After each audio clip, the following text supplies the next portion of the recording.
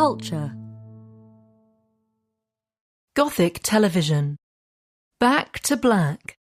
Why one scion of the Addams family has been wickedly successful on screen.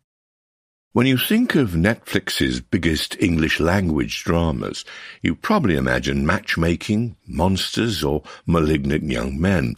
Seasons of Bridgerton, Stranger Things, and Adolescence all rank in the platform's top 10 releases, having racked up hundreds of millions of views. But the streamer's breakout hero is a gloomy girl who has long plaits, psychic visions, and a knack for sarcasm.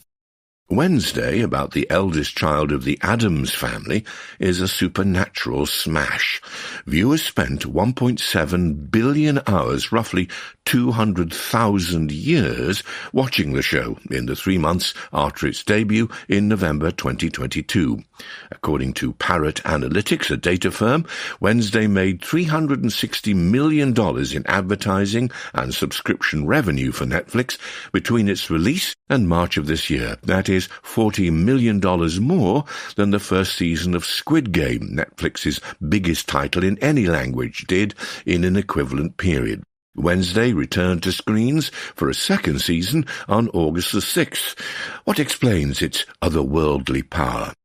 Part of its appeal is its mix of the ordinary and the eerie.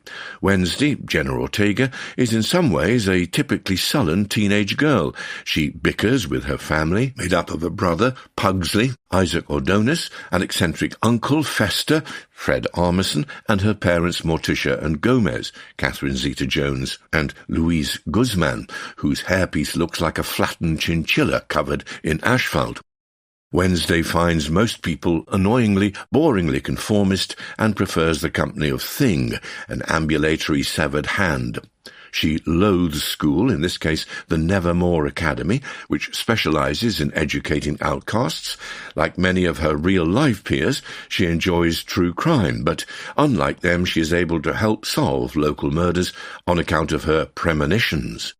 The show shares traits with Stranger Things, in that both follow a group of winsome teenagers investigating strange happenings in a small town, and both are the scrubbed-up children of David Lynch's Twin Peaks, without the originality or genuine existential dread. As in Harry Potter, the school is replete with coloured uniforms and houses filled with unusual characters, from gorgons to werewolves. But Wednesday looks different from those shows, thanks to the involvement of Tim Burton, a filmmaker famous for wry Gothic fantasies such as Beetlejuice and Edward Scissorhands. He has helped produce Wednesday and directed half of its episodes. His longtime musical collaborator Danny Elfman has also written some of its unsettling score. The script is snappy. Combined with the quick, tortuous plotting, it provides laughs, jump scares, and creepy moments. Want to take a stab at being social? Wednesday's perky roommate asks her in the first season. I do like stabbing, Wednesday retorts.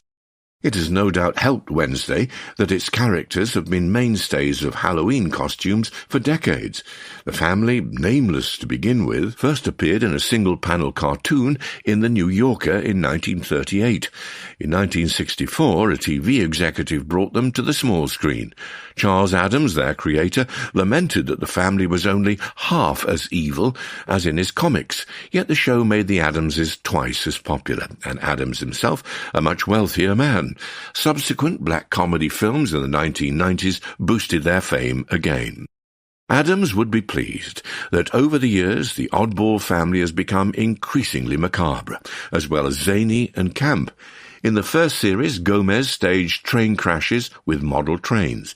In the current one, Wednesday punishes the boys who bully Pugsley by releasing hungry piranhas into a swimming pool during water polo practice. Yet the Addamses are not popular because they are wicked or weird. In the current series, they are kinder, better people than the normies who hate them. They have endured across generations because beneath the idiosyncrasies, they are a functional family. If you ignore the severed hand, the household is made up of 2 parents, 2 children, an uncle and a grunting servant. Wednesday's family is both what every teenager fears, cringeworthy, and what they wish for, loving and accepting. Gomez and Morticia are besotted with each other, and they dote on their children, who love and torture each other in equal measure as siblings often do. Wednesday is heartening, as well as spooky viewing, on any day of the week.